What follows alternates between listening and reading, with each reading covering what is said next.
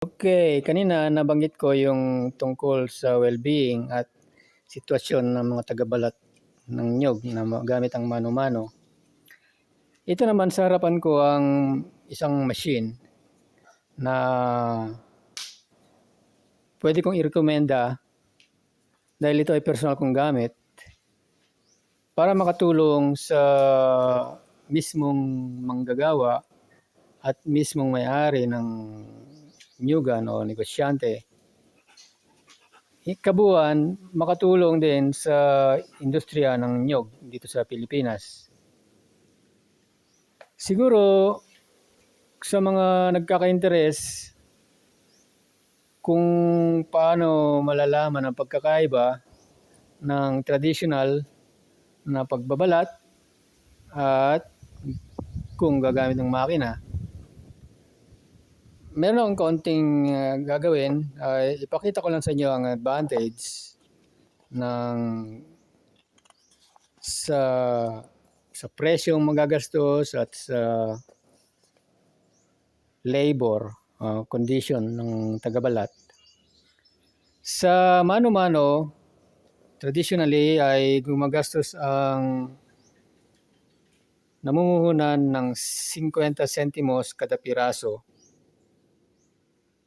Ang magaling na tagabalat ay kaya niya hanggang 1,500 piraso kada araw. So that's 750 pesos. Pero syempre meron kang helper. So meron ka pang let's say 500 o 300 pesos para sa helper. Let's say 1,000 pesos per day. Ang production mo ay 1,500 na piraso ng niyog. Sa isang linggo,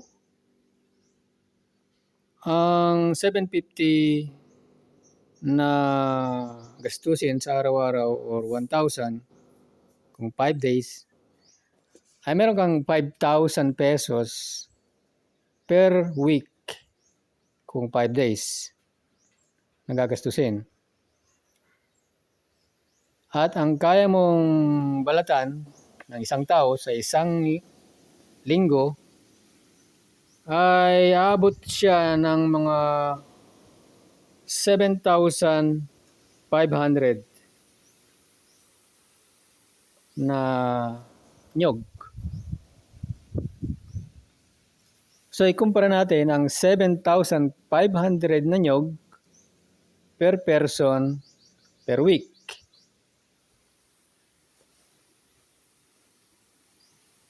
Sa performance naman ng machine.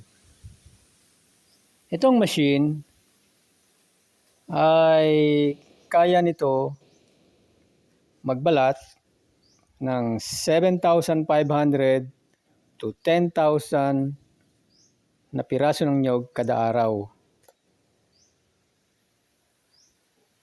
Yun ay ikumpara mo sa trabaho ng isang tao sa isang linggo. Kaya nito sa isang araw. Ngayon, kung yung tagabalat na yon na sinasahuran ng 750 per day, gawin mo siyang operator nito, itong machine, mas marami siyang magagawa, mas maganang yung kanyang trabaho, at mas malaki ang production mismo ng namumuhunan.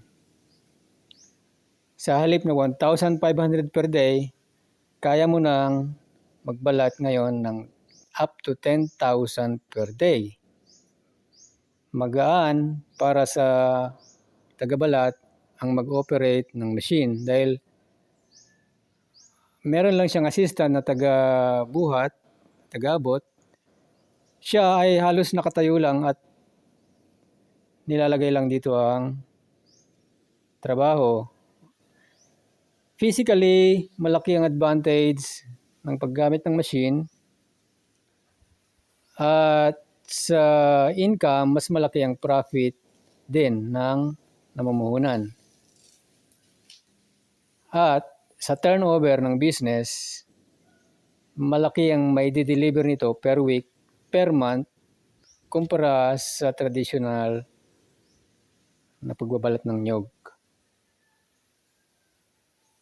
Yan po ang part 2 ng aking comparison ng pagbabalat ng nyog gamit ang mano-mano at ang dehusking machine. Sa part 3 ay share ko naman ang maintenance at operating cost ng paggamit ng machine. Yun lang po, thank you.